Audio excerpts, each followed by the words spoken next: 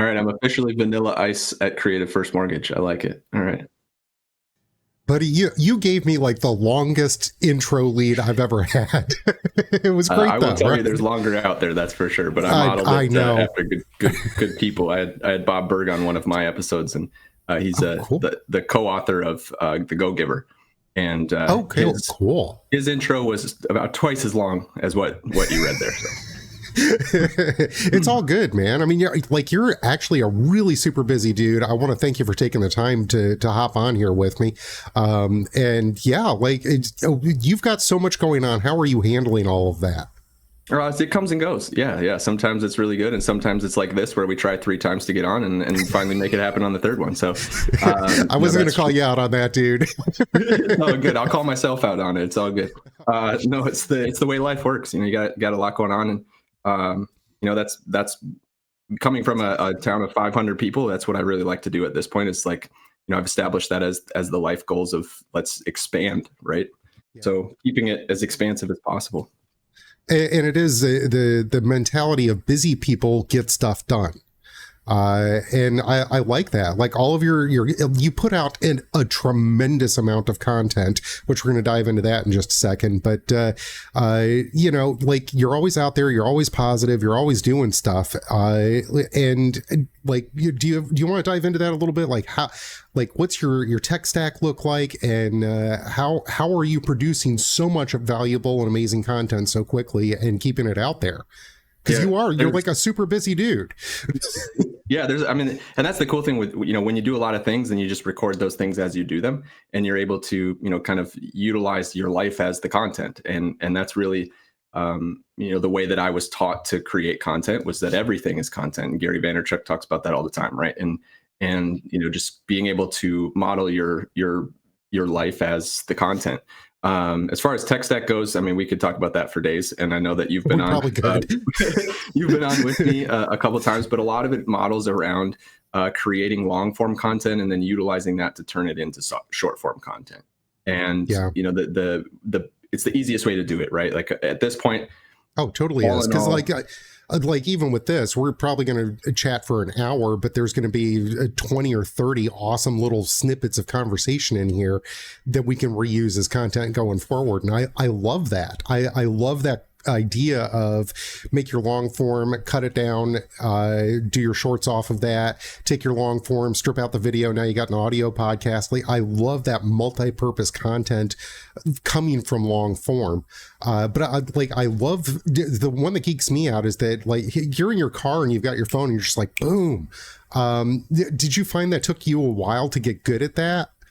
It was forced progress, really. Like, I was working with some editors. Like I've done the entire range of what you could think of with a content creator. I've done most of it, right? Of being the one-man show, hiring somebody to do it, having the unlimited company that does it all, and you submit it and it takes 24 to 48 hours and you get one snippet back. Like I've done it all. I've done the AI piece, the 25 to 30. I've done pretty much everything you could think of. And recently actually hired a company where, you're talking about me kind of having a lot of content, and we're probably, to use a Grant Cardone statement, 10xing what the content that you see. So, you'll start to see between 3,000 and 5,000 pieces of content from me every month across a couple platforms. So taking it to the next level there of really just like, that's, it's been what I've been trying to accomplish for a long time. And now I'm just like, all right, here's the company. I can do that. I can offload it all. But with the long form stuff, really, it's like, with that company, they're going to create 3,000 pieces of content for me based off of an hour of recording. So a week, like so I'll go in and they do an interview a week. To go back to where I started with that, it's basically the same thing. I created my own interviews. So I would go to, when Answer the Public started becoming popular, I would go to Answer the Public and pull 10 questions off of there and just go through one by one and answer them. And I would record them, a minute to a minute and a half answers. And then I would take it into CapCut and I would splice it out and put the captions over it and put it out. And then I'd have 10 pieces of content from one 15-minute session of recording. The biggest thing for me that I remember looking back at that of why that was so forced was I had to find a way to only have to make the decision to do it one time. And that was the biggest hurdle, was like, I want to create a ton of content, but I can't record whenever like, oh, I got a great thought. I can't necessarily always pull up the camera and record it. So being able to, put together a list and then just sit down and record it all, that was the game changer. And just, that was the flip of being able to produce that much content. And see, I've seen both sides of it where people are like, they'll take their little snippets, their prompts, put them into a teleprompter app so they can pull up their phone when they're in an elevator or something, and create content that way. And I think this really does come down to what works best for you, your schedule, your personality type. For me, I tried to eliminate as many barriers as possible between setup and execution, but I do like that idea of sit down, one session, let's knock through this. And it's the batch record schedule distribution thing. And this is a topic that comes up a lot. And I like to get the differing perspectives on it to be able to recommend to other people, because it's not easy to create this level of content and deploy it. So I love that you're using a method that works for you, because you are a busy guy. Like you can slot that in on your calendar and say Thursday between 1 and 2:30, I'm going in the studio and I'm going to knock this stuff out. And then, if you can do something on your phone while you're on the run, is so much the better. But I think a lot of people are, well, I don't have time on my schedule for that. I think it's like going to the gym or something. You have to say, this is what I'm committed to doing because I know the results are going to come. So this is what I'm going to do. And just kind of like take no excuses on that one. And I love it, dude. Like your stuff is just prolific. And you've got so much inspiring content. You've already mentioned Gary Vaynerchuk and a handful of other ones. You got to read a lot too, don't you? Yeah, unfortunately, not as much as I have in the past. Right. As I get busier, that's kind of the one thing that may take the back seat. But all in all, plus you got that little baby crying for attention, man. That does not make it easy. We're having a lot of fun. He just popped his first teeth last night, so we're having all the fun milestones right now with him. Yeah, it's good. He also is a good content guy too. It's fun to totally just record him, and he's content, so he's going to be a star too. It's great, man. And like, it's great. Like that first year and a half is just every day is a miracle. And then they start walking and they start talking. And you spend the rest of their existence going, please sit down and be quiet. But no, it's wonderful, man. And I'm so happy for you. Like, like you've got it. It's coming. It's all come to fruition. You got the wife, the kid. And so I know in the intro there, we talked about, you've got a second home in Puerto Rico. I definitely want to know more about that. But like, I keep seeing the stuff about the power outages in Puerto Rico. I know the power there was kind of sporadic anyway.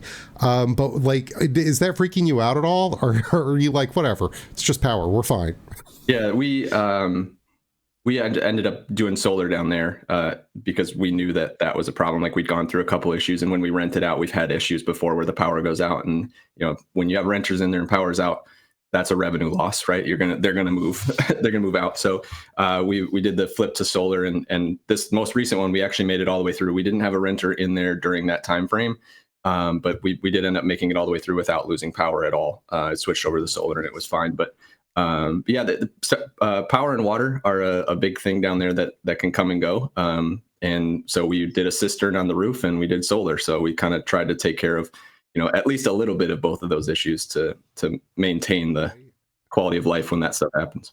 And do you think that gives you a better perspective on your approach to like your problem solving day to day living here? Hey, I've got running water, and when I flip the light switch, the light goes on. Life is not that bad right now, Yeah, we've done quite a bit of traveling. We just went to St. Martin, which was our 14th country that Carrie and I have been together. So. We've done a lot of exploring and seeing, the luxury side of it, obviously, where you go to the all-inclusive, and then we also try to stay in Airbnbs and stuff like that when we travel as well. So we've kind of invested in the culture and kind of dove into that stuff. So, there's been a lot of perspective of coming back from some of those places and going, man, this is like, our problems aren't that bad, right? Like it's right. It's not so bad, here, that's for sure. And I love that you use the correct word of being a traveler rather than a tourist. And it's a distinction that I figured out years ago. I like to travel to go and soak in what's going on here locally rather than, I'm only going to stay at the 5-star resort and then I'll complain when the food isn't what I wanted. Come on. Look, if you want to stay home and see the sights of the world, hop on your computer and look at pictures. You go there to experience what it's about, and you got to do that almost without reservation or judgment. And then, you change from that experience. I think it was, wasn't it Mark Twain that said travel is fatal to prejudice and narrow-mindedness? Sounds like something would say. Yeah. I love that stuff, man. But no, it's, and that was Rick Steves always used to end on that quote, and it's just like, I love that you guys get out and do that. And I love that you haven't changed that. Because a lot of people, it's like, oh, hey, we got a baby on the way. Okay, now I got to get serious and put on the shirt and tie and, go work at a boring corporate job. And you're not. You're out here slaying it, man. I love it. So, ultimately, we started the company, Creative First, where we're at now as the ownership. And we started that. Technically, I started it like a month and 18 days before he was born. So like, I was like, we were kind of playing around with the idea, and then I was just like, well, let's wait it out. And then I knew that if I didn't do it at that time, I'd be talking to you right now from a different perspective, right? Like the company wouldn't be here right now because of what was coming. So I just said, screw it, and jumped in and kind of went all in on that. And, we're talking about traveling.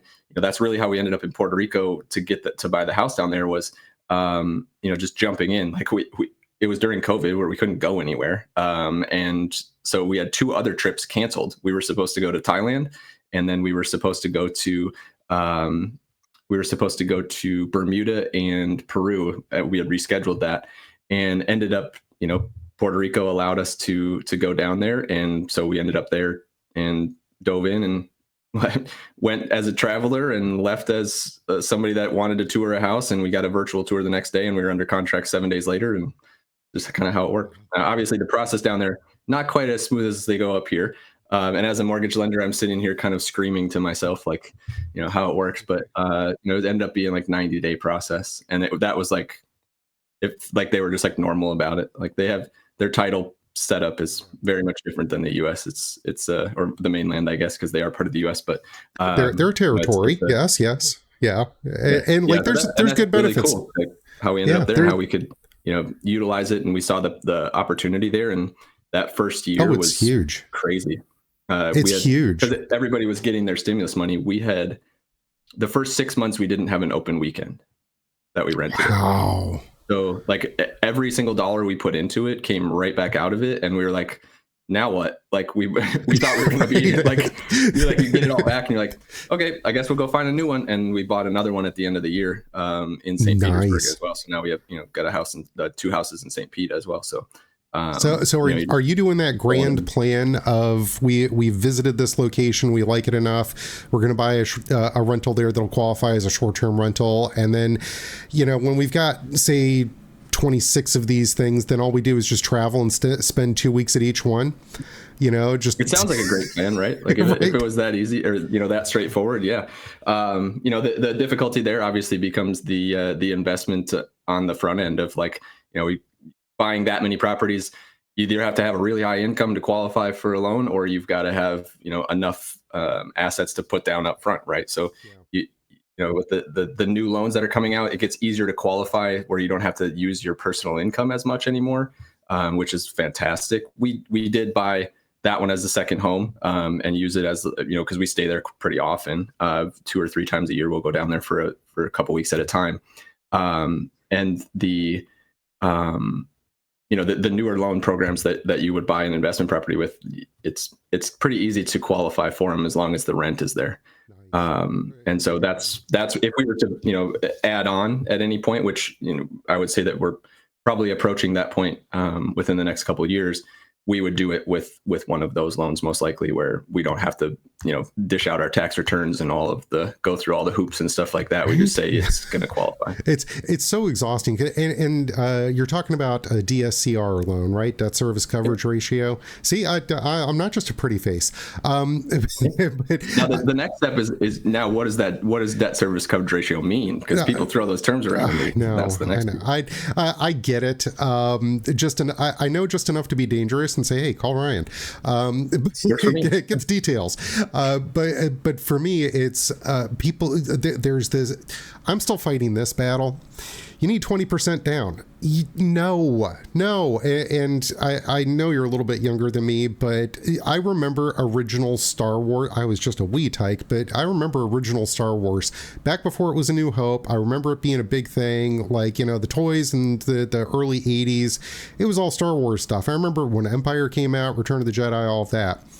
And FHA, the switch from 20% to 5% down was in 1976, just before the original Star Wars came out. That's the same year that Saturday Night Fever came out. And people are still clinging to this myth. I'm like, dude, we're almost 50 years past when this cutoff was, and they're still like, well, I don't have 20% down. You don't need 20% down. You haven't needed that since... Yeah. This may not be it's a controversial take. I'll say it like flat out. Like it's something that not everyone has the courage to say, right? The problem with this, like the reason that people still believe that is because Dave Ramsey has been pushed in the direction of so many people that he is looked at as the direction. And like Susie Orman, same thing. Like all of these people that recommend like pay off all of your debt all at once and like do that all like. It's great for the large majority of people. That being said, the stability that comes with homeownership should not be put on hold over $15,000, $20,000, whatever it ends up being. Like it takes a long time to save that amount of money. I always love it because there's everybody is in either one of two camps. Either you got the Dave Ramsey people or you've got the Robert Kiyosaki people. And I'm both, actually. So like getting rid of the bad debt, right? Like the debt that doesn't help you, get rid of that.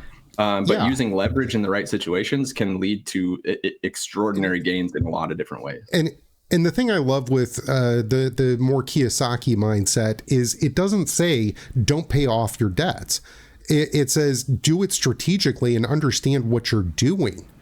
And there are times that makes a lot of sense to do. And there's other times that maybe that you want to be leveraged on something. And I use this as a very rough round example, but with a VA loan, when you buy a house and you've got $0 into the deal, if the market crashes and your $500,000 purchase is now worth 30 grand, that's the bank's problem. You're not out $500,000 or, $470,000. The bank is. And, who holds the risk? And, if it's your own personal residence, I refer to them as the I'm a die houses. I'm a die in this house. Look, you're going to be there for 30 years. Yeah, pay it off. You don't have to deal with the interest. There's a lot of great advantages to that if you're in a position to be able to do that. But at the end of the day, if you're renting and you're like, well, I don't feel like, I can't buy it in cash. And that's what Dave Ramsey said I need to do. Okay, so what? You're going to keep putting your money over into a landlord's pocket for the next 30 years? I actually had that. I went to a showing and I wanted to cry meeting this woman. She was a tenant at the property, which was fine. And she had been there for 31, almost 32 years. And I was like, you realize you could have paid off this property in that amount of time. And, that's part of the reason I love to do this kind of stuff. Please get this information out there because I want people to understand you can get sucked into that. Maybe I'll think about it next year. I'm not in a good position this year. And you wind up paying off somebody else's mortgage and you don't have a reset button. You can't go back 32 years and say, well, okay, now I'm ready to buy a house. You burned that time. So the big conversation that I like to have with people, because we get a lot of people relocating, yes, if you're not super familiar with the area, I wholeheartedly encourage you to rent for the first 6 months. Go out, see what's out there, see what you like. Maybe you're a small town person, you want to be over in Safety Harbor. Maybe you like the big city, so maybe downtown St. Pete's your jam. I don't know, and I'm not going to pass any judgment on it. Whatever you want, that's fine. But go find what works for you. Use that 6 months strategically to have a forward operating base. Go find what your jam is. Then buy. I don't care what your scenario is. You need to buy a place, because after that, you're just burning money. And I don't want that for people. The more money I get you over the next 5 years, the more likely you are going to call me in 3 or 4 years and go, dude, I'm sitting on a nest egg. I want to buy a bigger house. Cool. Or they call me and they go, hey, I've got these student loans that I want to refinance and put into the, and we did that with our house. I've refinanced my house twice. We've owned it since 2017. And the first time was to get a lower rate and factor in the student loans, because it just made sense. Like, I was making this much of a payment with the student loans plus the housing. And then when I put them together, it went to this much of a payment. And so it just, like, I think we ended up saving like $200 a month over that time frame. And, it's within the equity of the house that earned for us. Like, we didn't have to put it out. So, and then the second time we refinanced into a 15-year, and now my house, like, my interest is basically free because being in the industry, I ended up getting a sub 2% rate. And, we talk about, like, we talk about moving, and I'm like, it just doesn't make any sense at this point. And it's not necessarily to lock me into the rate. It's more so like, one, we don't need to move yet. And two, like, I'm not afraid to move, but what I'll do is, I'll take out a HELOC that gives me access to the money before we move, so that I have the ability to utilize that money as leverage. And when we move, then we'll put a renter in there that pays both. And this is how you build generational wealth, because you have a tax haven for your money. I basically get to, with the HELOC, at that point, I'll probably have, access to, 50% of the equity of the house at that point. And we'll be able to utilize that for the down payment on the new one. So I'll be out $0 out of our savings or out of cash, and utilize it, maybe flip the other half into another rental, or a large investment that we want to make, or pay off a car or something, it's utilizing. And you can do this for you. Yeah, you can do this for you. But I think this is why I do this. Is you can also help other people do this too, right? Mm-hmm. Like, hey, this is what my scenario is. I too have the golden handcuffs. I think my mortgage is 3%, something like that. I'm not moving, but if I wanted to, I need, this is one of the problems I see consistently, again, with the 20% down fallacy. Either I've got to sell this place to buy the next one, or there are so many more tools out there. And that's why I like to connect people with people like you, because the tools, you're using them to your own advantage, and you can help them do the same thing, right? Yeah, these strategies aren't something that's exclusive to my situation. I've helped quite a few people jump on exactly what I just talked about. By the primary residence 4 years ago, 5 years ago. Obviously, we saw what that time frame did to homes in the Tampa Bay area, where we had back-to-back years of 20% appreciation. So if a $100,000 house would have been worth 140 after 2 years of ownership, which is insane. And being able to utilize that, and the median household in Tampa Bay area was right around 400,000. So a $400,000 house that you bought in 2020, in 2022, it was selling for 560,000. So you have a considerable amount of room there and access to money, and being able to utilize, not everybody wants to be a landlord. I get it. Right. I'm a landlord for a long-term renter, and I don't talk to the long-term renter. I pay somebody 8% of what we make to talk to the renter for me. So, right. It's not the right solution to make it work, Exactly. And that's, I like to be able to give people options. And as I've stolen from a completely different industry, the whole idea of informed consent. Here are your options. You have this entire smorgasbord. You probably shouldn't eat the chicken wings. Go have some salad. Like there's nothing wrong with saying, here are your options. Let's see how to make this work for you. And that's part of my problem with, and I'm sure you're up against this too, because every lender I talk to has the same thing. People going, well, what Rocket Mortgage said, like, it's a robot, dude. Like, they're not going to be looking out for you, trying to put you in a better position in your life. That's what we do, because that's how we get repeat business, Yeah, and that's what Creative First Mortgage was really created around, was getting access to more programs. So, both my business partner, Jason, and I, he's in Alabama. Both of us were being somewhat restricted by where we were before. His was more technology, like he couldn't serve his customers with speed of technology. And that's obviously, as we talked about, a little bit of my expertise. I couldn't access the programs that I wanted to. Like, I couldn't get, it was somewhat made to be a little bit of a problem to sign up with new lenders when I would go find a program and get all the details and be like, yep, this one works. And then by the time we got around, and it's just busyness, right? Like, they had other things they were focusing on. Fine. I just wanted to focus on that. So now we've got this array of lenders that we work with. I mean, honestly, we have a program, you talk about 20% down. We have a program that in the right scenario with 20% down, we don't have to see a pay stub, and you can buy a house that you move into.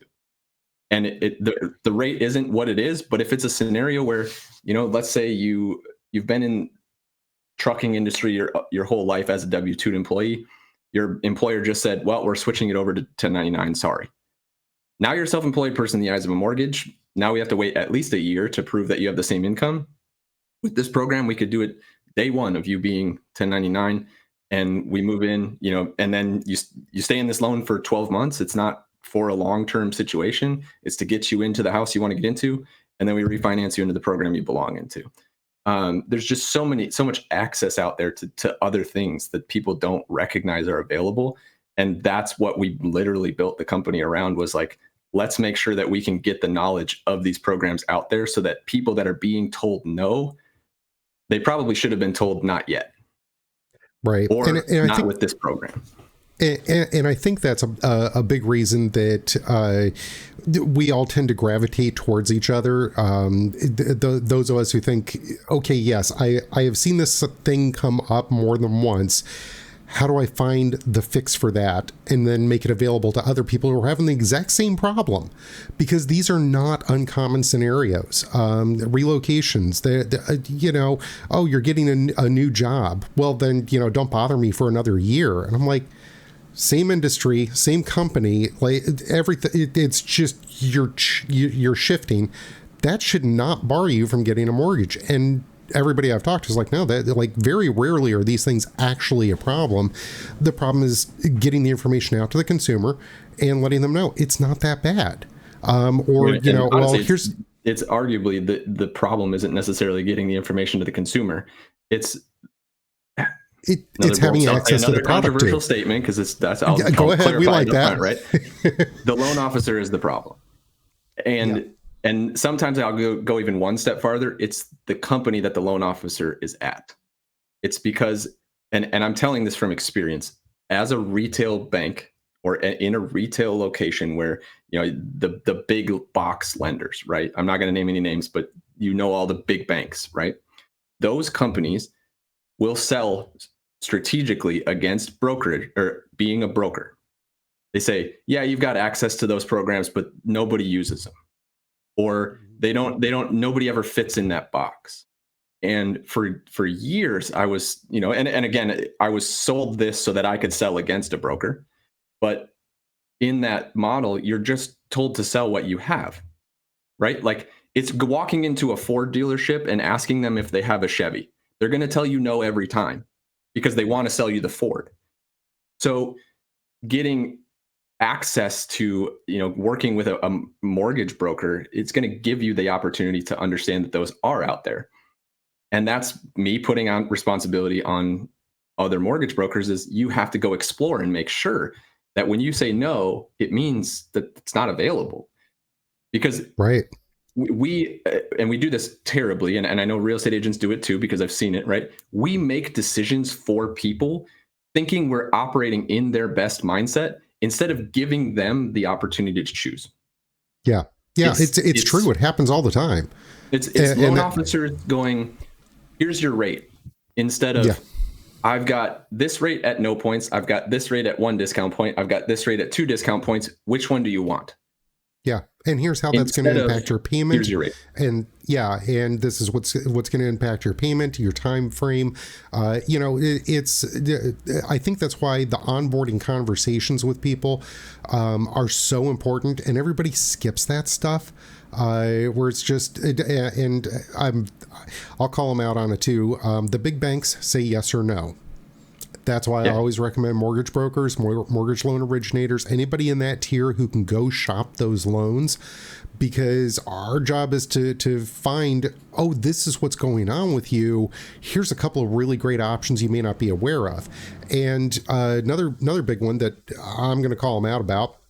I had a scenario about a month ago now. Big name bank. Got their name on the side of a local stadium here. They pre-approved my client. Cool. All right, cool. And mind you, I'm not a finance guy. I know enough to be dangerous, but I don't really want to know much more than that, But here, I've got a solid pre-approval from a solid big bank. And we went in, got him a unicorn property. Absolutely unicorn scenario. The listing agent was awesome. The house was awesome. Like, everything was awesome. And I got freshly minted pre-approval on Thursday. And Friday afternoon, 4:45, lender called up my client and said, sorry, can't do that. Okay, there went my deal, and I had to wait until Tuesday, because it was a holiday weekend, to get the straight answer that no, he doesn't qualify for that. And I'm like, why? Why did you write him a pre-approval the day I'm making the offer saying he did? It's not my problem. I'm like, yes, now it's my problem. Yeah. And it's amazing to me how they'll push that off, and there's no consequence connection or interaction, right? Yeah. There's no ability to say, I need to actually make sure this happens because it's important to me. And it becomes just a paycheck, and that guy's probably getting paid a salary where he gets maybe $25, $50 a loan, and that closed, and it just doesn't matter. And they're just cranking out the organ grinder, and out of those deals, maybe 30% will actually fly, and that's good enough for me. And they just keep cranking the little organ grinder. Like, really, and this is a big part of the reason that I love to connect with great mortgage brokers and other lenders in this scenario, because I know if I say, go talk to Ryan, and you tell me, here's the pre-approval, you're getting it across the goal line. And, or you're going to be falling all over yourself going, wait, there's a better way to fix this. Great. But I know you can do it, and it's going to be solid, and I don't have to worry about that. And I jokingly refer to this. I expect those fumbled deals. I expect that from Uncle Joe's Beef Jerky Emporium and home loans. I didn't expect it from a super big name bank. Yeah. I would say that the tough part with those is if you're working with a mortgage broker, like myself, that we've already talked about, we've explored all these programs. We get you into the niche of the niche, right? Just because you got to buy a house this week and it's just got to happen. The one thing that I will say about that is, and this goes for real estate agents, because we get written off so much, right? As a mortgage broker that does the deals that are outside of the box, we're going to make more deals work for you than the other guy, but we might have that one that like fit the box, and then they went and bought something, and then it changed. Right. Why did you buy the car? You had this much space to fit into, and now you're outside that space. It happens. We try to spin it into something else. That's where we fall back to those programs. Like, do you have the ability to get your hands on 20% down? Because if you really want this house, if this is the one, let's look at that. You've got a high enough credit score to qualify for this other program. Now we flip you into that second or third best program that is like the deal saver, right? That's what we kind of call those deals. It's not something we're pitching up front, but it's something that you can have access to if you needed it. Well, and we obviously, on my side of the world, I don't like having those Hail Mary situations, just lob the ball down the field. Not that I'm a big sports guy, but I use a lot of the analogies. I don't like having to lob the ball down the field and just praying that something good happens. But I know it's the mortgage brokers, mortgage loan originators. You guys are the ones that actually have the capability to grab it out of the air and make something happen. Where some of the other ones I've dealt with, they're just like, nah, we're not going to do that. Like, okay, but this is a client we've been working with for 3 months and you're just not going to try.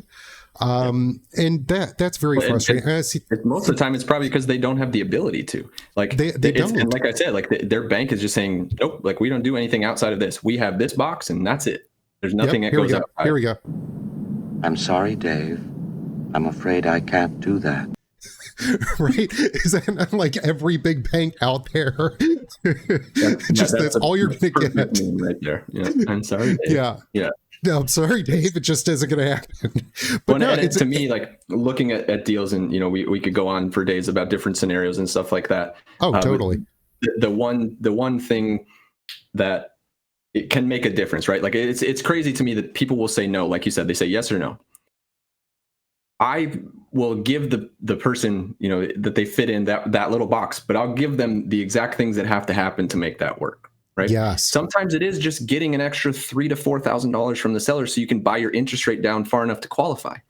Like it can be that little of an amount. On a $400,000 house, you get one extra discount point, and now your rate is a half a point less, and you qualify. And we can make it work. Or if you can bump your credit score up 5 points over the next 2 months. That's another one that happens all the time. Yeah. Like pay down, so funny story. One of the craziest things that I've ever had happen, and, because I work sometimes too hard on these deals, but, we had a deal come in and the person had a, 680 or 698, I think. And they had paid off all their credit cards and it reported on their credit and it dropped their score under 700 because it didn't show that they were using any credit. I did a scenario, like we have access to some tools that allow us to kind of play around with numbers and balances on credit cards just to see what would happen or what could happen afterwards.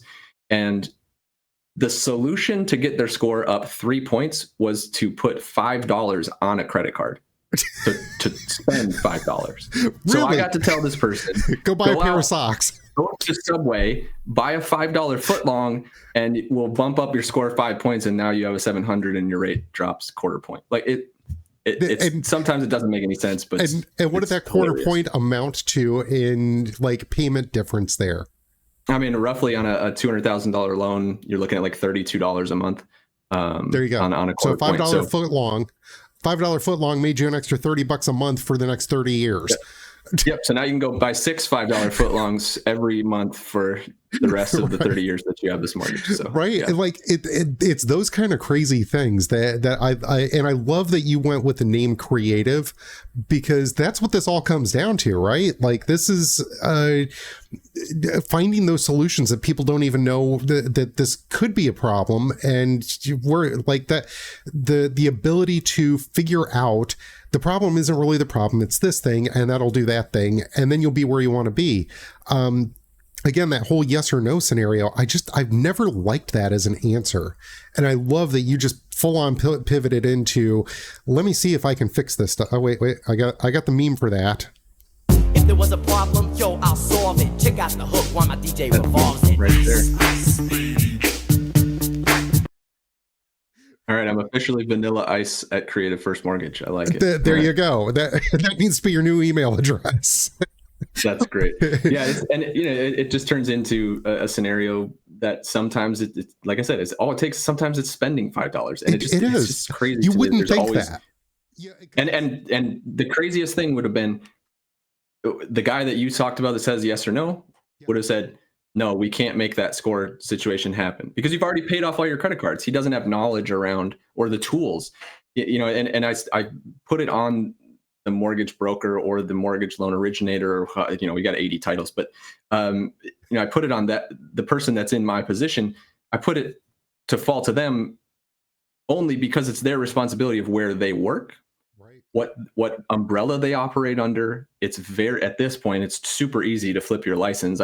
We could do it in 24 to 48 hours to get into a scenario where you can originate different loans and help other people. And for 8 years of my career, I was under the assumption that that's what I was doing, because that's like I was sold the sales pitch for 8 years of Well, brokers are worse because they don't have the support. They can't they can't get the lenders to work for them. You don't have the processing, all of these different things that were sold to me. I've had them sold to me for 8 years. So that's what I sold to the client. It's like 72% or 73% of loans right now are still being originated on the retail side of the industry.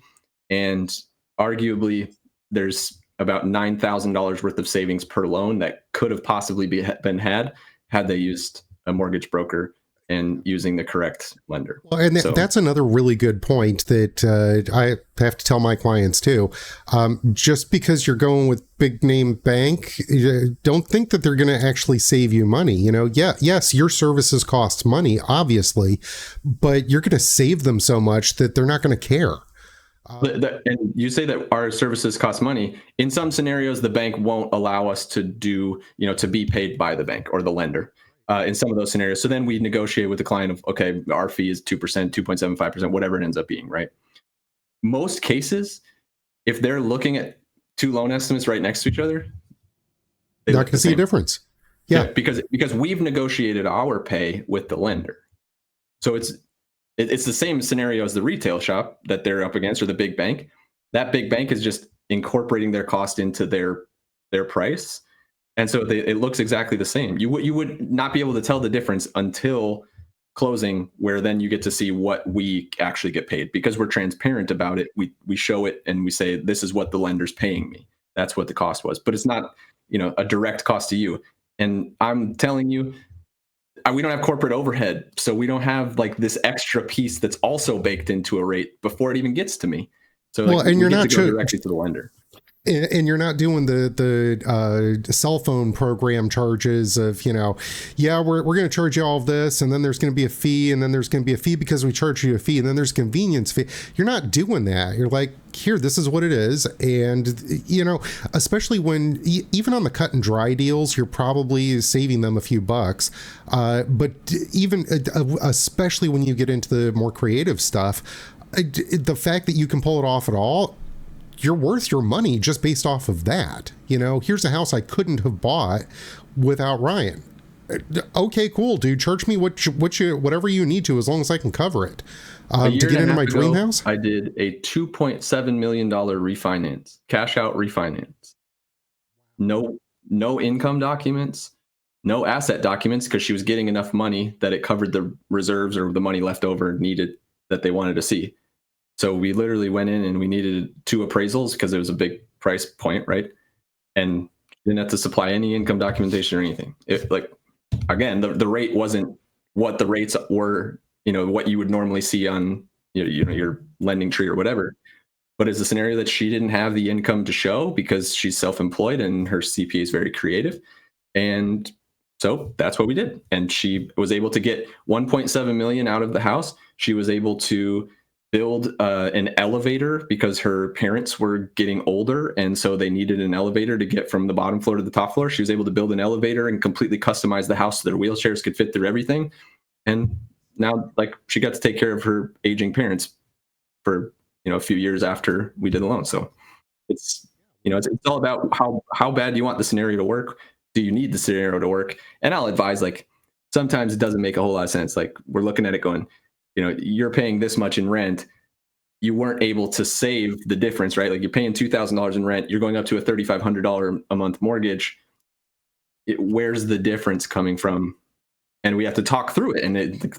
But the guy at the big box is going, I'm closing a loan. We're plowing through this. We're never going to have that conversation. Right. And then that's how we wind up with these blown out deals where, yeah, sure, they're good. And no, they're not. Why didn't you figure the client gets in and goes, we didn't talk about the mortgage being this high. I can't pay for that. And, just because they qualify for it doesn't mean they should buy it. And exactly. We have those conversations on the other side too, of hey, if you're worried about a payment, bring me the house first. Show me the address you want to buy. We'll run the numbers and you can decide maybe you shouldn't be priced in that 450,000. Maybe you should be at 350 and we'll go find a house there. Well, and that's a big point on my side, and I see this a lot. Hey, you've got a pre-approval for 500,000. Cool. tell you what, I'm going to send you all the properties that meet your criteria, probably up to say 550. Cast that wider net, because price drops happen, and I want you to see it early. But if you're telling me you only want to shop at homes that are 350 to 400.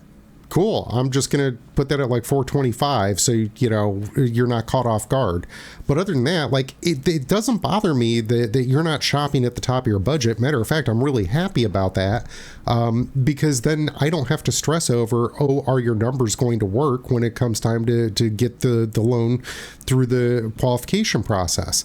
And that's huge on my side, because then I know, like, you've got $100 in your pocket and you want to go out and eat a $20 meal. Cool. I'm not worried about you paying your bill. It's, when you got $100 in your pocket and you're shopping for a $99 deal, things can get real sketchy real quick. And I don't like that. It ends up being a lot of times where they weren't educated on how taxes work or insurance. Now, I mean, obviously insurance is a hot button in Florida. Yeah. But they weren't educated on how that works. And so that's part of our process up front for most of the time is, if you're shopping near the top end of your range that you qualify for, bring me the house. And I want you to, we're going to say, I'll give you the pre-approval if you really want to make the offer before you understand the numbers. But I would love for you to go talk to this insurance guy and get a quote. And, it's also in a flood zone. Yep. Okay, so now you've added another $200 or $100 a month. And it's small things start to add up. And it's small things that people don't even realize, if it's flood zone X and the house next door is flood zone AE, X, you're probably going to be paying a little less on insurance for. Your taxes are probably going to be slightly lower. Have you checked the tax estimator? Like, all of these things are factors that go into it, and and I understand these are not presented well. Hey, look, it's a great house for $500,000. Yeah, but that doesn't factor in these other questions. And I try to be very good about telling people up front, look, you need to get a solid insurance estimate on these places, and figure out what your taxes are going to be, because that affects your affordability in the long run. It's not just the mortgage, and then you roll in, if it's in a managed association like a condo or an HOA. What's that going to be? What happens when you get a special assessment? Like, all of those things are factors that go into, is this, number one, something you can afford? B, number two, is it something you want to afford? And that's a different conversation. Like, I want to look out for my clients, and then maybe I'll sell them a property. I am way less concerned about selling the property first and then making the clients happy. I want the clients to come back. I want them to go out and be raving brand advocates and go, you need to call this guy. And you do that by being straightforward upfront and saying, look, here, informed consent, here's what you got. And yeah, some of them are going to be skin of their teeth, and that's okay. There's absolutely nothing wrong with that, as long as you go in informed. But and the biggest generally thing too, for us that we recognize is our systems that we do on every loan, right? It's not necessarily technology systems, right? It's just having a standard operating procedure for the first call where we talk about that stuff. It's just having, you can go to, and at 90 to 95% of loan officers, they might have this call or have a conversation with 1 out of 5 or 2 out of 5. They don't have that system that puts it into place of, this is what I talk about, ABCD, with every single buyer, no matter what their credit score is, no matter how much money they have, no matter what they're comfortable with, no matter what price point they're shopping in. Some of that stuff matters, right? I mean, you get into some of those, that $2.7 million house that I was talking about, you know what the insurance policy was on that thing? $56,000 a year.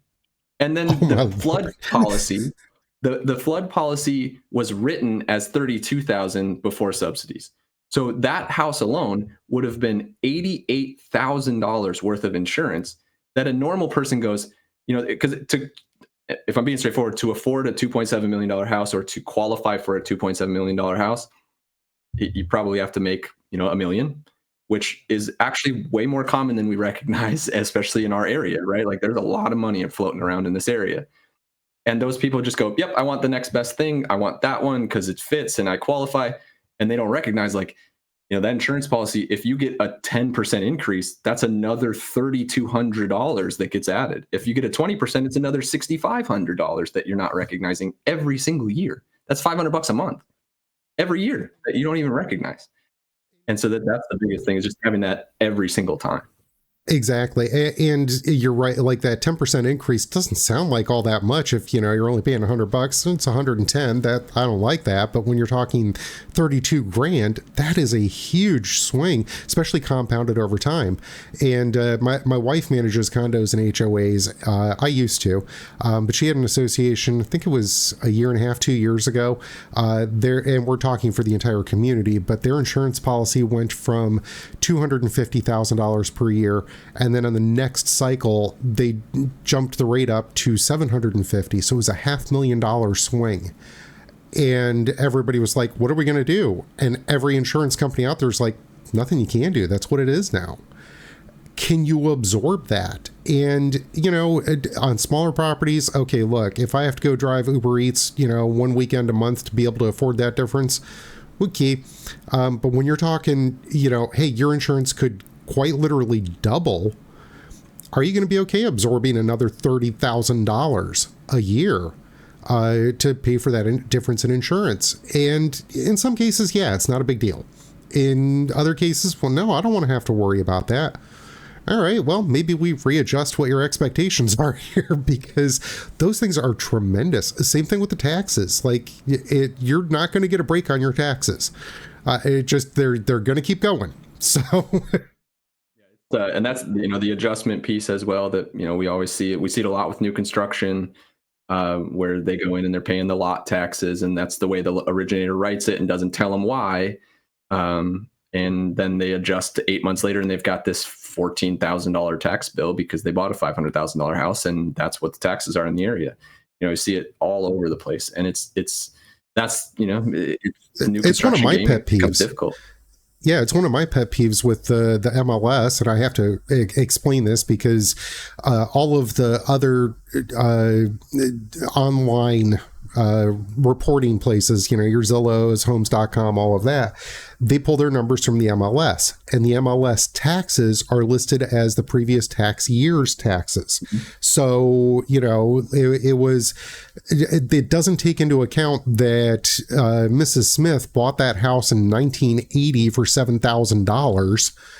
And that's what, her tax bill has been capped at 3% since then for increasing. So, her tax bill right now is like, $12,000 a year, or, whatever. It looks puny by comparison. It's like, no, that's going to readjust now that you're at a $750,000 purchase price. Based on today, this is what your taxes are going to be. And it's this huge jump on a lot of these properties. But the MLS still reports it as this is what it was before, rather than the county's current one. So it's part of my process is, hey, look, when you're shopping, Pinellas County is easy. I've got to go find the one for Pasco. But you can plug in the address. It's the exact same functionality. It's the same thing. Yeah. Yeah. And, even with neighborhoods, that's a problem too, because cities will have higher taxes than unincorporated county areas. And that educational process is so difficult, yeah, I know you want to be in Safety Harbor, but if you're just around the corner over here, you'll pay. Yeah, 3 houses over, you're going to save quite a bit every year. Okay. We talk about the adjustment on the taxes. My neighbor's house, she's owned it for 70 years now. They bought it when they got married at 20 years old, and she's owned it owned it since then. Her taxes are like $260 a year. And, that house now probably could sell for $350, maybe $400 on a good day. And, obviously that's not going to be the tax bill after whoever buys it. Even with portability, I don't think they're going to keep it that low. Unless she buys it herself. But that's the way that's the way it works. And it's difficult because going off the estimates kind of sucks, because they're like, well, I don't want to pay that much if it's not going to be that much. The good news is you will get a refund at the end of the year if you pay too much into your escrow account, because the lender can't legally keep it. The other way that we kind of fight against that a little bit is we have the ability to waive escrows. And I wouldn't recommend this for every single person that's buying a house, because a lot of times you can get yourself in trouble. But if you have the ability to manage money and save money for those specific expenses, we can waive escrows all the way up to 3% down. And I'm doing it on a VA loan right now. And we can waive escrows on a VA loan, which most lenders won't allow. We've got a couple that will do it. And so the ability for that person who's smart with their money to not have to put all this money into an escrow account, then whatever the bill is, that's what you pay, right? So you're not going to have this, like, because what happens really is the lender that you're working with on your escrow, you're not only paying what you were before, you're paying what it should be, plus what they had to overpay from last year. So you're instead of going up $250, which is what it should go up, it's going up $500 a month because you have to pay for what you missed last year, plus to restock it for the next year to pay it. And so I would bet that a couple of years ago, looking back, the majority of people came to me going, I have an escrow balance that I can't physically make the payment right now. I need to refinance so that we can reset this. And, obviously we were lucky enough to have that kind of stability in rates for 4 years straight, where if you bought the house and you refinance, you could get right around or better. And, that was a lot of people because they had this $500 to $700 difference in their monthly payment and they can't pay it. Like physically they couldn't make the payment. And, they're not calling a lender because the lender's going, well, that's what we need. Yeah, it is what it is. What are you Suck it do? up. That's what it has to be. Yeah. And so that's just a difficulty that a lot of people recognize. And I see that happen not too often, but obviously the biggest one was 2008, where it was, everybody told me it was good and then it wasn't. And then nobody was actually willing to help anybody with anything. Okay, cool. Here's the keys. Take it back. And these scenarios happen a lot more than people think they do. So it's crazy though. Like the more you're into the industry and the more you see these things, it's almost shocking the stuff people have to do to get in and out of different scenarios. You're like, I thought this was pretty straightforward, right? Like, I need $100. You've got $100. Let's go buy this house. You could tie the $100 to the house. Not quite that easy all the time. Yeah. And not easy all the time. But access to equity at this point is probably at its easiest point that it's ever been in the, I guess, post 2008 or post reform. I can't say that I wasn't in the game at that point, but I've heard some stories. Right? I've seen a movie or two about it. Sure, the Big Short. Yeah. I just watched that scene the other day with the loan originators in the bar talking about yes, focus on it. I love that. That's why people hate me. But the access now, we've got home equity lines of credit that we can fund in literally it could close or be clear to close within 24 to 48 hours. So nice. Like if you need like quick access, there's also a ton of people out there and you have to be very careful with how you're utilizing these things, but there's companies out there that will buy into your equity.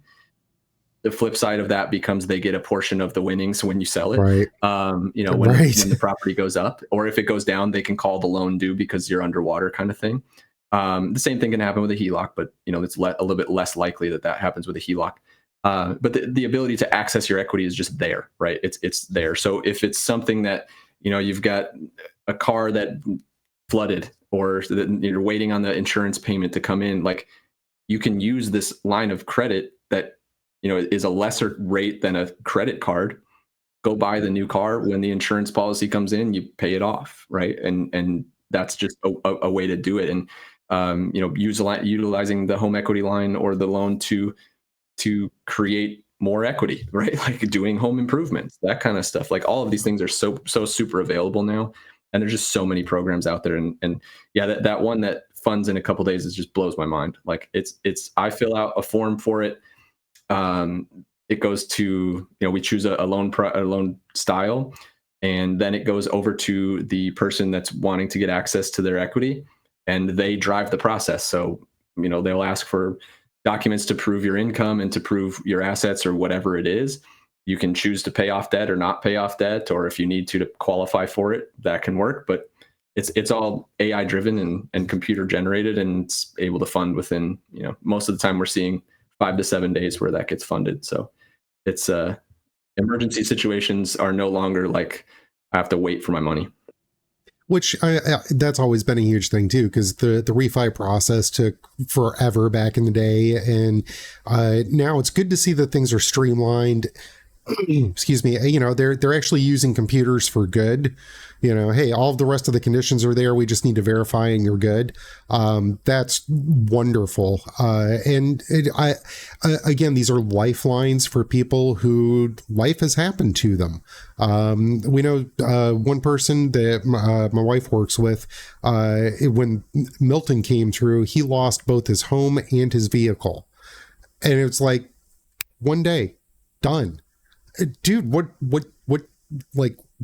are your options at that point? You know, and fortunately they got him into a good scenario and everything. But, you know, if you just lost a vehicle or you had some damage to your house, having that ability to float and quickly be able to do something, that is tremendous.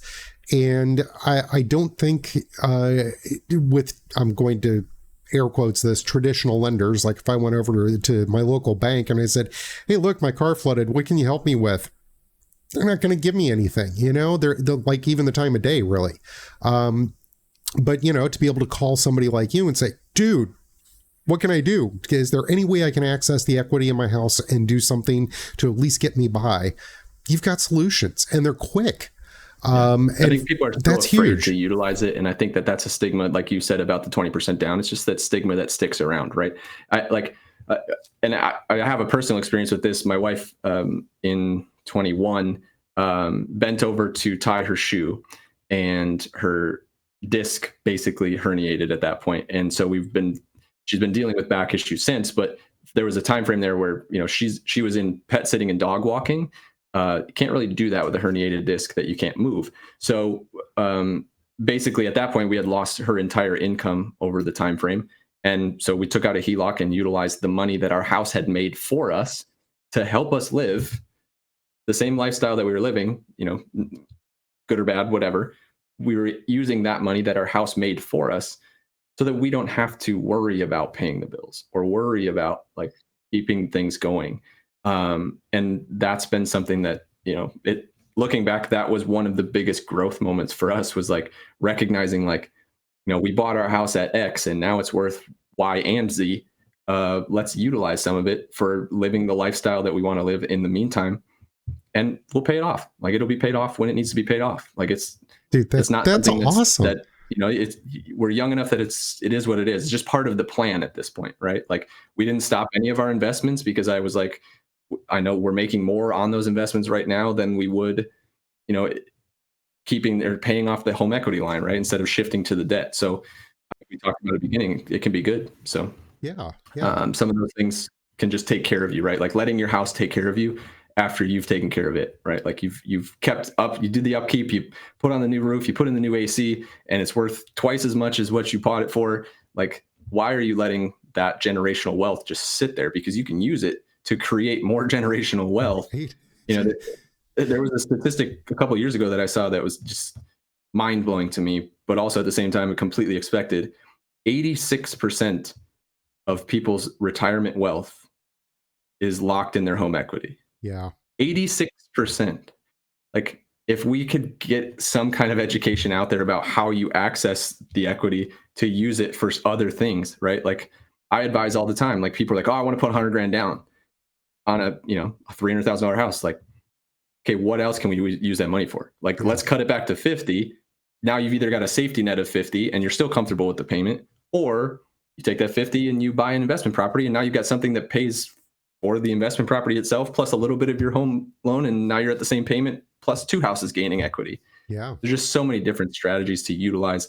And, you know, I always joke about kind of doing a cash out refinance when you're buying your next house without having to do the refinance, because you can just, like, if you've got a car that's a $40,000 loan, put down $40,000 less on your home, because that's only going to change your payment, you know, $150, a couple $100, and you're paying off that $600 or $700 car payment. Yeah. So now you've freed up $500 moving to a new house. Like, it can change. Think about what $500 extra would do. Like, below 100 and still got 400 extra. Like, right. You get to, you know, go out to eat at a fancy steakhouse a couple nights a month if you really want to blow it that way. But you know, there's been so many different ways that we, the creativity piece, and that's why it's in the name, is that's what we focus on, is just being as creative as possible to help people do things that they wouldn't normally do. Let's dive back into your podcast stuff, man. You've got 2 different ones. Which one do you want to jump into? Well, first let's talk about, like, why do you have 2 podcasts, and then pick whichever one you want to run with and tell me all about it, and we'll move on to the next one after that. Yeah, they both have kind of been put on hold for a while, but getting back into them more recently. And it's just been, obviously having a baby and kind of not wanting to focus as much time there. It's, as it's not something that doesn't take a lot of time to do. So, it's something and the babies don't wait. What's that? The babies don't wait, man. Like, no. I'm hungry now. You're going to deal with this. I don't care what else is going on. For sure. Yeah. And he's, like I said, he's starting to move around a lot. And so, yeah, lots going on there. But with the podcast, I've got 2. One of them I created mainly for the real estate industry, to be able to kind of explore the passion of the real estate agent or the loan officer. And I focused more on that aspect of it because nobody focuses on that aspect of it. As real estate professionals, we often get caught up kind of like, what we just did there, Zach. We went back and forth and we were just talking about how, like, different things work and telling the war stories and, talking about, sometimes we get stuck in this sales mentality of, like, selling the house or selling the loan. And we have to just talk about numbers and all of that stuff. And, you and I even talked about it beforehand, like, getting stuck in the numbers can just bury people because there's a very small subset of the population that can even follow the conversation. Terrible. It's terrible, dude. Like, those are those are the hardest conversations to have, because they're so specific, and you miss a decimal place and it changes everything. Like, why? And they are, I mean, you're talking about something you're talking about people's money. And I think a lot of the time we lose track of that, if somebody was in my bank account and making judgments about that, I would just be like, oh my Lord, I don't like that. That's very uncomfortable. Or, what your future obligations might be. That's very uncomfortable. And I think it's important that we approach that with the mentality of, I understand this can feel invasive. My job is to help you, not to make it worse. So, please let me make things better for you. But they're not easy conversations to have at all. So no, and the podcast piece is really to help. It's really focused on showing the professional that I'm interviewing in a different light. So instead of getting stuck into that stuff of talking about the things that we normally talk about, it's flipping the switch and kind of creating a person, right? Like, it's allowing that person to come through and really talk about what they're passionate about and why they're a real estate agent, because nobody really talks about that. And that, I think, it's a problem. Like, it's truly a problem because we're dealing with people. Yeah. And they always assume that we're coming after it with commission breath. I'm just looking to get paid. I don't care. I'm going to shove you in whatever box I can to make sure I get a paycheck. That's not where a lot of us are coming from. I mean, and I think a lot of people don't focus that. And I know for sure you and there are a ton of people that I interact with, and even people that I've brought onto the podcast, been some of my best episodes. Those people started out down the path, even during the episode, would start down the path of, well, I did this many sales. I'm like, I don't care about any of that stuff. I want to know who you are because I want to connect with you. And then once we bring that in, it really, like, like we talked about creating the long form into the short form, some of those little snippets, you can tell when somebody flips the switch and they're really, really passionate about what they're talking about, because it's just a different feeling, right? You can watch them get goosebumps as they talk about it, and you can watch them kind of like sit up in their chair, and it's just a completely different feel and environment. And, while, I'm not getting hundreds of thousands of views or anything like that based off of it, it's really a value for me to have more content, for them to have more content, and for them to show it, like I said, in a different light. So that I really approach that from the heart aspect of it. One of the other options for the name of the mortgage company was Heart First Lending. And so that, that's kind of really where I'm coming from, is so I want to feel connected to people. Right. Yeah, the name of the podcast is Heart. Do that. Yeah. And the podcast is Heart First Accelerator, right? That one was called Reconnect. We're kind of rebranding it at Creative First as like the Creative First podcast, where my partner will do it with his partners, and we'll bring on a bunch of other people.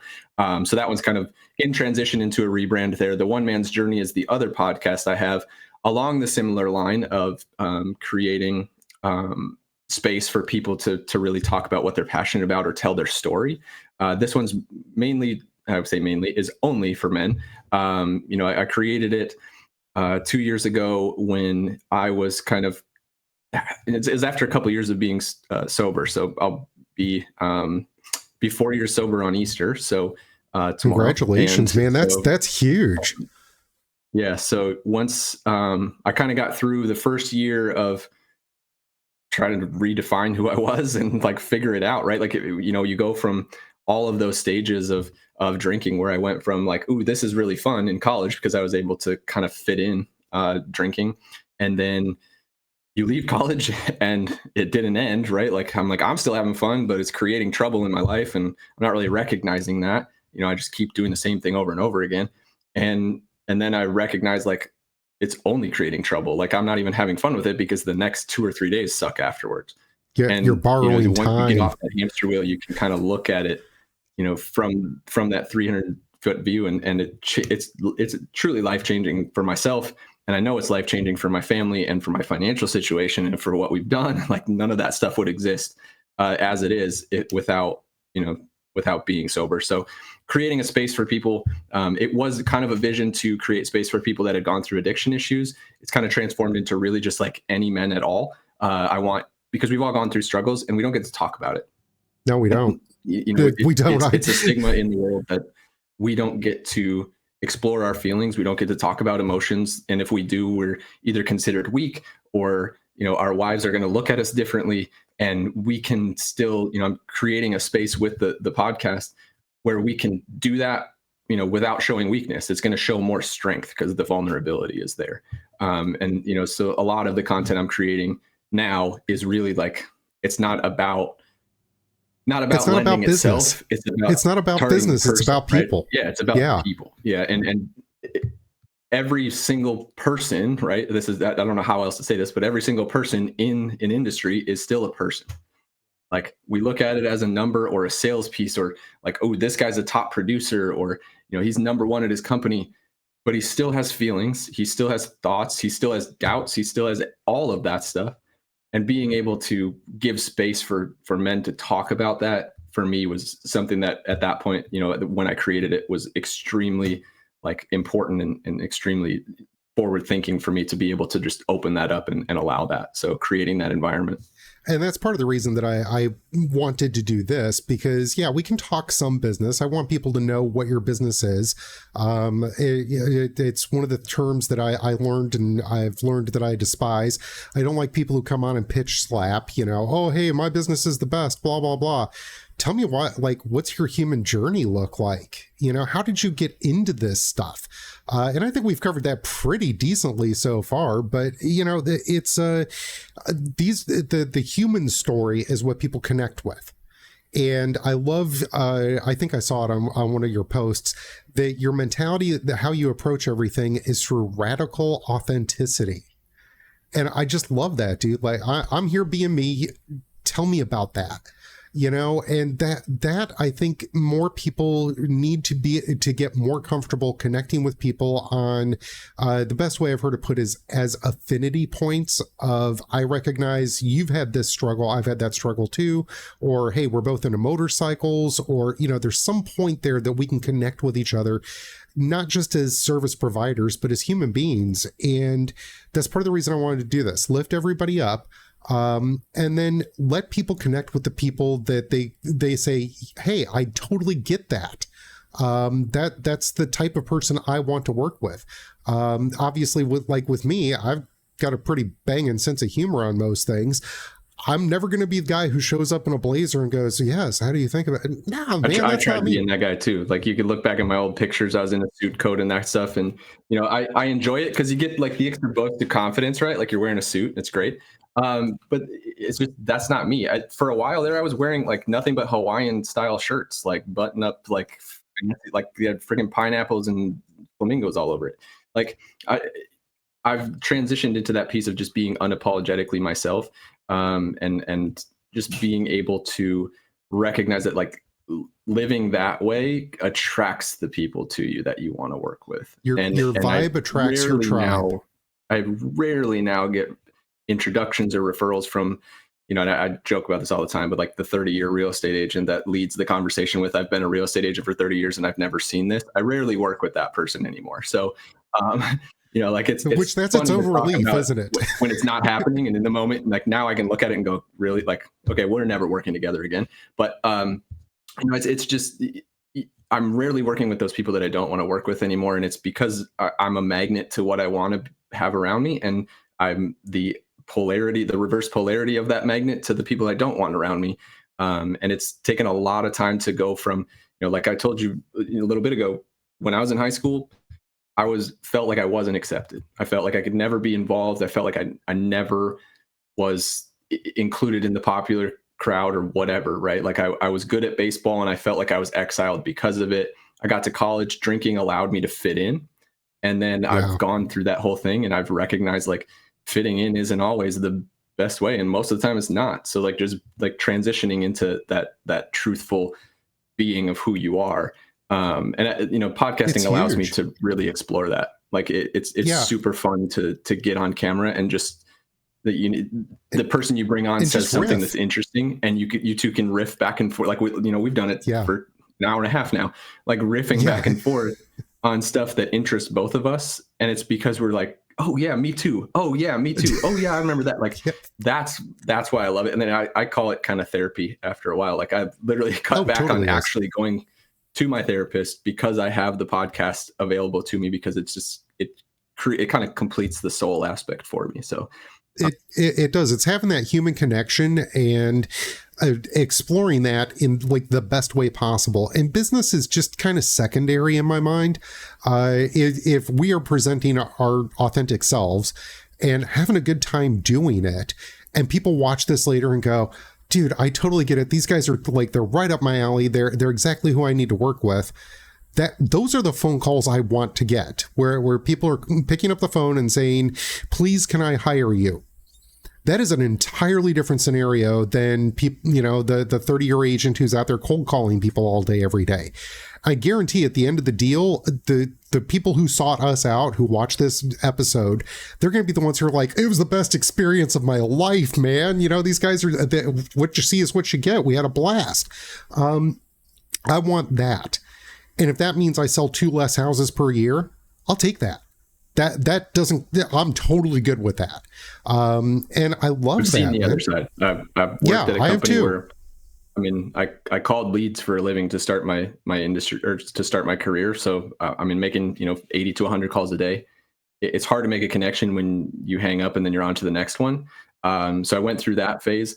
I also went through the phase of like seeing the cutthroat of the industry, where I went on vacation. I came back to an action plan of like I hadn't been closing enough loans, but I was still making the calls and it just wasn't converting at that point. Came back and I was like, okay, fine, I'll do it myself. And at that point in 2017, I went fully like self-generated and did everything social media. The tough part with everything social media is you sit behind a computer all day. And so creating that connection was very difficult. And so that's what I was really doing a couple of years ago, was like, how can I do this? We always talk about in the industry, the biggest thing for loan officers is to call people instead of coffee appointments or lunch appointments. To me, I still have to have this balance between efficiency and productivity. And doing this, where like in a good scenario, obviously not where we went through the 3 fails to get here, but in a good scenario, like we set up a time frame. That's still an awesome story. I turn on my computer, you turn on yours, and we're right there. I don't have to drive 30 minutes to a coffee shop and 30 minutes home. Like you live, you're in the St. Pete area, but some people that I want to meet with live in Tampa.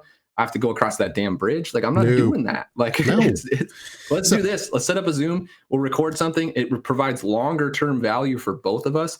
We can still get to know each other in the same way, and probably better because it's structured. Where we go to a coffee meeting, we're like, how's business? Like, come on. Like it's all the superficial stuff. I can do this. Like I'm wearing pants, but I could do it without wearing pants if I wanted to, right? Like that's challenge accepted. Challenge accepted. Next time, no pants. It's a fantastic dynamic and it's more efficient. It accomplishes the same thing, and it accomplishes actually more than what it would, doing the coffee appointments. So have you read the book, The 7 Levels of Communication? Okay, so you know in there where they talk about having the coffee, having a restaurant and having people come through and meet you. I think those face-to-face one-on-ones are good and they are useful. Oh, absolutely. Yeah. But you also have to be strategic. Like part of the reason, and I know you can't see my setup, but obviously I didn't cheap out on this stuff. Excuse me. Part of the reason that I wanted to be able to create like this is because I know if I just do YouTube videos and I can intersperse cuts from different people or, create my own content that way, YouTube it's second only to Google as a search engine. It's owned by Google. And if somebody goes, hey, you know what? I want to know more about like how do I refinance my house? And that where we come up in the results and somebody goes, man, that's really amazing. It doesn't matter if we're working, doesn't matter if we're playing with the kids, I'm out walking the dog. They can watch that at 3 a.m. Doesn't matter. There can be 10,000 people watching that, which means my conversation load goes from, huge about, hey, have you thought about refinancing your house, to you already know the information. You're calling me to book that appointment. And I loved that mindset shift that I can provide the value ahead of time and have people already know my personality and decide, yes, I'm the one they want to work with. And it works if I'm awake or not. And I see a lot of, I call them the dinosaurs of the industry that are still picking up the phone and cold calling. Look, I get it. It's a numbers game. And I get that it is still a valid strategy in some regard. But I also liken it to, if you went to the bar and you wanted to pick up on women and you just started off with a very offensive line that I'm going to soften up right now and say, hey, you want to go home with me? If you just go around the bar out of 100 women, maybe one will take you up on it. There's no quality control in that process. You're going to wind up getting whatever you get, if you get anything. That is a hard grind, rather than just showing up and going, yeah, I'm a cool dude. Who wants to work with me? That's a whole different scenario. Yeah, I think the biggest thing that, speaking obviously from a loan officer perspective and somebody that's done this in the past myself, the one thing that we fall into the trap of is like, this is only it, right? Yes. And we fall into that like, and, or like, only I'm a cold mailers. caller. Okay, great. I'm a YouTube guy. Okay, great. Like the difficulty do becomes, they both work? Yes. Right. But the difficulty becomes, and we've talked about this a few times over the last few days, being the one-man show, you can fall into it and go like, I want to do this and this, but I don't have the time to do this. So I'm going to drop this out. And, we chase the next thing that becomes super successful really quickly. Like we'll go get a deal on the first 2 things that we do. Like the first 2 videos we make, people have conversations. I'm hearing it literally from people that are very close to me right now. He like get a call and he goes, oh man, I put out a video, got 1,000 views and I got 2 leads out of it. Great. That will not happen every time. So if you can continue to operate as if that is never going to happen again, that's the best way to do it. But offloading some of that stuff. And this is something that I'm preaching to myself. Is the delegation. we need our own pep talks, right?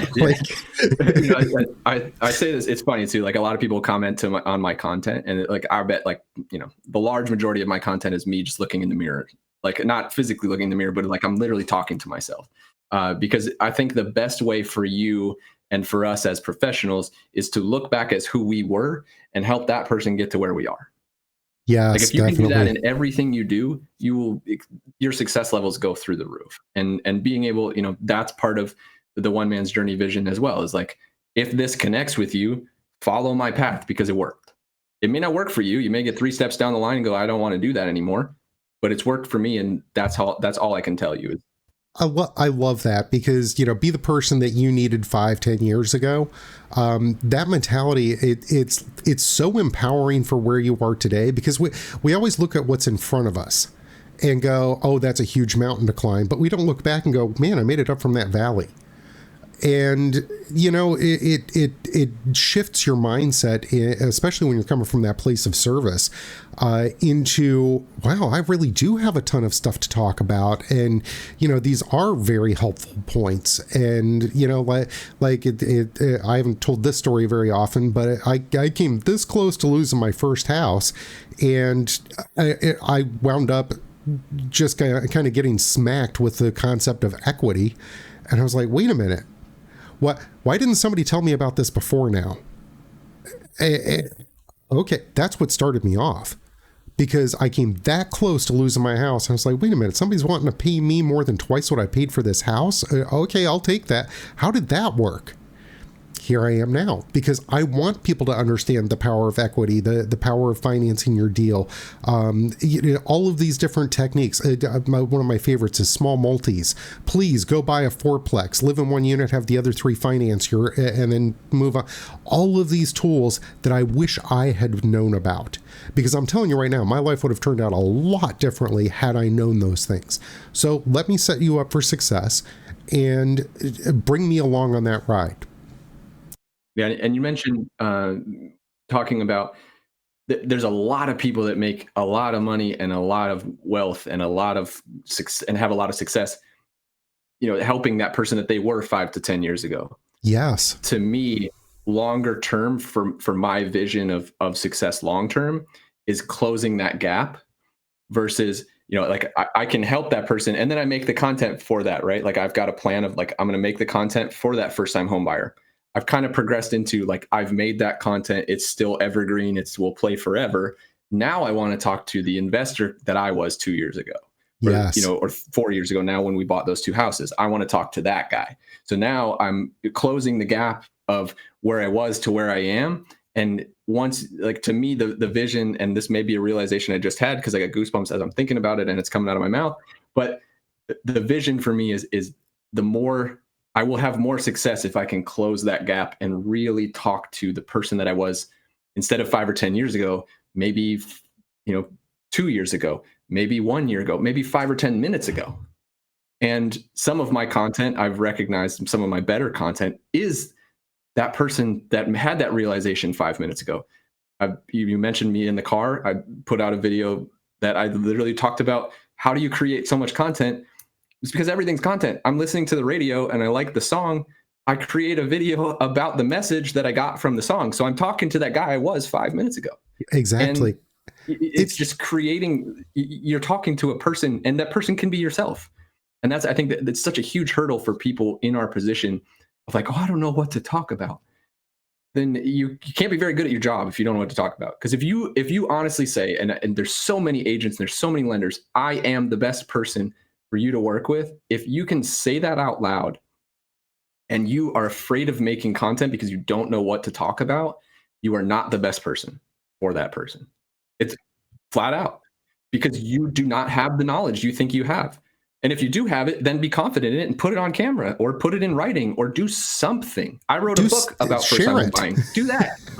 Yes. I was afraid of getting on camera at that point. I just wrote the book instead. I sat at a coffee shop for 2 weeks straight and wrote for 3 hours a day and put an A to Z book together, self-published it, figured it out because I knew that I had to get the information out there, but I didn't know how to do it. That was my goal, was get the information out.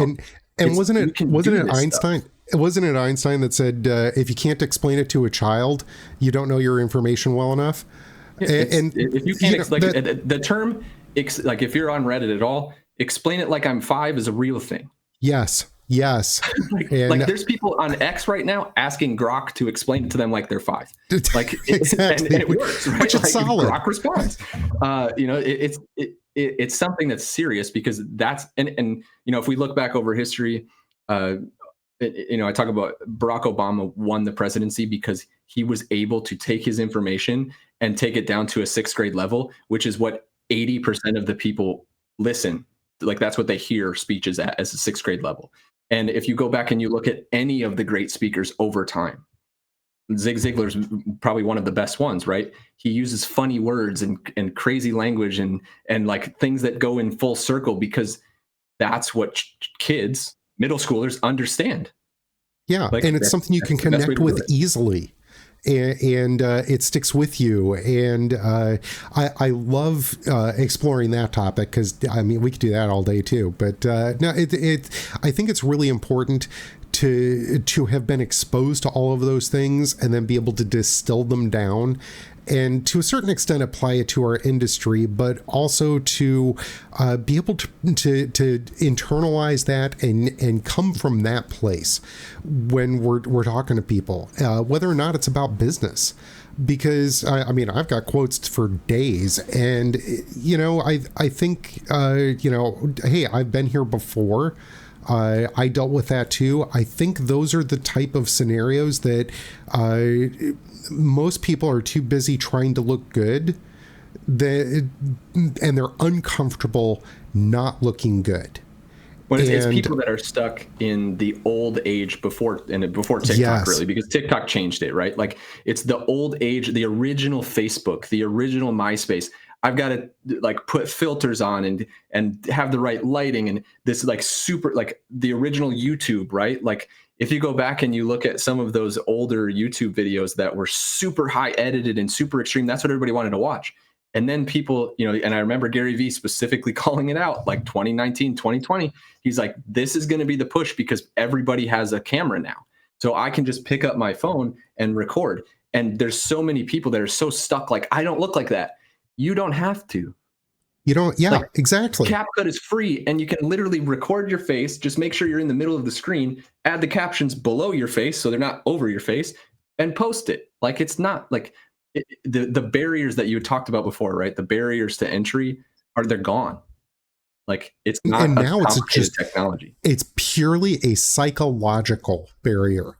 And I think, again, I still see a lot of people that are caught up trying to look good, and yet they're missing out on the opportunity to actually connect with people. And I loved how, I can't remember where I heard this, but they said people are like Velcro. They connect on the fuzzy, sticky bits. You have the stuff, the hairy stuff. The hairy stuff. You have to put your sticky bits out there where you're like, man, that's kind of uncomfortable. I don't know if I want to talk about that. That's what people will stick to. Yeah, if you have second guessed it saying it, pause the video, write it down so that you can organize it. Because I think a lot of times that's where I get lost too, is like I ramble and then I'm like here and there. You know, edit. Just going, yeah. Right? Like, that's just the way it works. But being able to organize thoughts, take a little extra time. Like, have a thought. Honestly, man, I got a to-do list of, I say 250, it's probably 350 video ideas that I haven't been able to do because I know that, like, I'm going to have to edit it at the end, right? But now I've, you know, like I told you earlier, where we got this massive content push, now I can literally turn those 250 things into an interview of myself, and I put it in a system and it gets edited and blasted out for me. So the delegation piece is huge. There's companies out there. There's one company that I've used. They just came out with like a $450 a month. Like, you get 25 to 30 reels every month. So you could literally record 30 topics. They'll edit all of them for you, and you can just keep pushing them in. And now you've got all of that stuff for $450. Like, yeah, that's insane to me. You know what we need to do? We need to do a video editing company for those of us who do have, you know, ADHD or autism or whatever, because I'm telling you, I don't have ducks that are in a row. I got squirrels that are at a rave. And when I get in front of a camera, it's just all over the place all the time. And you're right, having that train of thought is so difficult sometimes. But the flip side of that is it makes the content interesting. And it's a freaking superpower, man. It is a superpower. And I really don't want to do the teleprompter thing where I'm just reading a script, because that's boring. I've gone to the most successful way that I've gotten it down to is one that, like, ask answer. So literally just put one question in front of you and just answer the question as if a client would ask you that question. Or if you can't, like, if you don't have that set up, what you do is you want to make a topic. Like, I just put out a couple weeks ago, the 5 things underwriters hate. I wrote the script in 10 minutes, like, literally, like, nice. I just bullet point everything, right? It's information I talk about on a daily basis. Just like take 10 minutes, organize it into bullet points, and then you just elaborate as if you were talking to a buyer sitting on the other side or a seller sitting on the other side. It's information you already have. And, you know, going back, if you're the best person for the job, prove it, man. Like, you have all the tools. Exactly. Prove it. Like, exactly. You can do it. I promise you. Show me the money. Yeah, yeah, it's all true. there. So that's true. As a professional, going back to being the person, the information's great. I don't necessarily like reels for deals kind of things like that. It has its place because you have to prove that you do know the information, but going more towards that human content, the one video that every single person listening to this podcast can make. And I don't care if you're a mechanic, I don't care if you're a real estate agent, I don't care if you're a lender, I don't care what you do. Every single person should make an origin story video and sit down for 20 minutes and write out your story.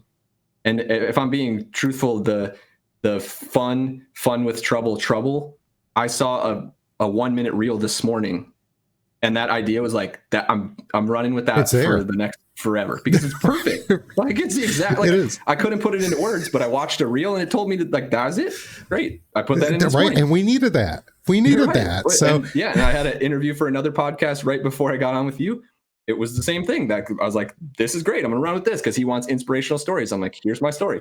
So you can change it too. Like, the origin story can change too. So you don't have to sit there and go, in fifth grade, I did this. In fifth, like, just put some bullet points together, tell people where you came from and why you do what you do. And you're already ahead of half the population of real estate agents. Yeah. And that half didn't close the deal last year. I can promise you that. Yeah. And I'm telling you right now, everybody has gotten sick of, as I like to call it, the slick marketing. Oh, I'm a top producer. That's nice. Are you okay to work with? They care less about. There's some value to some of the celebrity, right? But even like, in the real estate industry, we have Ryan Serhant, right? Like, the guy did celebrity videos forever. That super high edited stuff of just following him around doing different things in these multi-million-dollar properties. What is he doing now? He's breaking it down and he's telling individual stories about clients that people want to listen to and engage with, and then they want to work with him because he's telling the story. The story of a brand is it's top everything of the line. Well, and you've read the book. You'll change your business if you start telling stories. You have totally read that book too, haven't you? Story Brand. Yep. And there's actually a second one that just came out, and I just saw it on Amazon. It's in my Amazon cart. Story Brand I'll have to go get that too. We brought up books earlier, and I didn't get around to saying it, but in 2019, I read 120. Wow. And in 2020, I read 150, and I'll never do it again. And I just had this conversation on social media earlier, and unpopular opinion, just because you read a bunch of books doesn't mean you're going to be really good at what you do.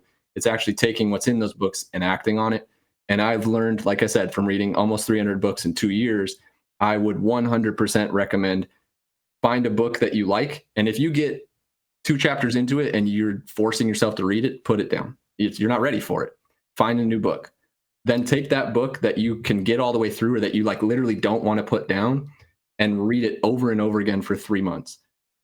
Read it all the way through without taking notes, then read it through, take notes, then read your notes, go back and read the book, and just do that for every quarter. So pick a book a quarter. You will be 10 miles ahead of where I was reading 150 or 120 books a year. It's okay. Let me hit you up with the hardball question. How do I find a good, in your case, lender, and how can the consumer tell the difference? So if somebody was moving cross country, you don't know anybody, you don't know how to, there's no way you can say, call Joe. What qualities should they be looking for? How do you find, how can somebody easily define what makes a good lender? It's very difficult to define what makes a good lender. However, finding the right person to work with. So one, you have to have a connection with the person. You can't just focus on numbers and, you got the best rate, I'm going there. That you'll lose. It may close. It may work out for you. You may save $16 a month. It's generally, you want to find somebody that you can trust after a phone call with them. So they don't sound super salesy. They're not trying to push you into a direction for a certain product because they understand that product better. Number 2 is giving you options, like we talked about. If this person, you go to this person and say, give me a quote, and they spit out, this is your rate, that's wrong. It's inappropriate as a transaction for a lender to do something like that. And I say that because it's not your rate. What if you want to use 1 discount point to buy it down? What if you want to use half of a discount point to buy down your rate? What if you want to use a 3-2-1 buy down and you want to pay for it out of your pocket or ask the seller to pay for it? Have you ever even heard of that option? Most people haven't. And it's because most of the lenders that you come across, and it sucks to say, but most of the lenders you come across are just going to give you a scenario and say, this is your rate, this is your fees, and that's what our price is. So being able to connect with the person and then having them give you options, and those options may not come until later on in the process. Generally, what I'll say is like, hey, yeah, your rate is around this right now, which is going to turn into this much of a mortgage payment. So then you got to add your taxes and insurance on it. When you find the house you want to make an offer on, bring it back. We'll talk about specifics and we can choose which direction to go in. So just being able to have those conversations about choice, and it's your loan, your home for 30 years or however long you're going to live in it. You should be able to choose what you want for that time frame. Dude, that was an awesome answer. Thank you. Yeah, I mean, it's, I would say it, whether that was a random question asked me or like, you know, like we've talked about, like that's just my answer to that question is somebody that's developed who they are over time. Like somebody that's not confident in what they do won't give you options because they're afraid of you choosing the one that they don't know. And that's the most difficult part about the profession.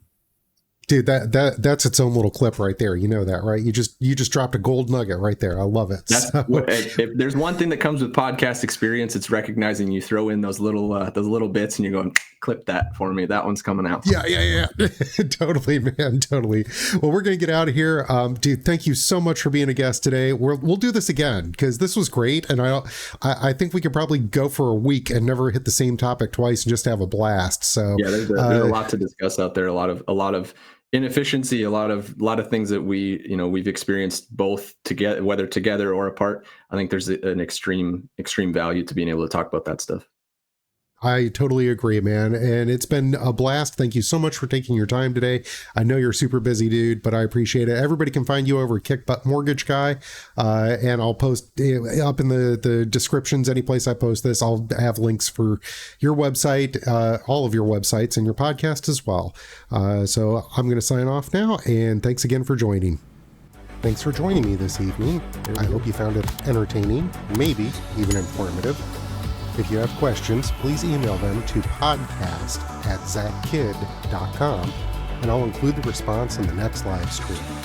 Until then, I'm Zach Kidd, Realtor, Clearwater, Florida, signing off.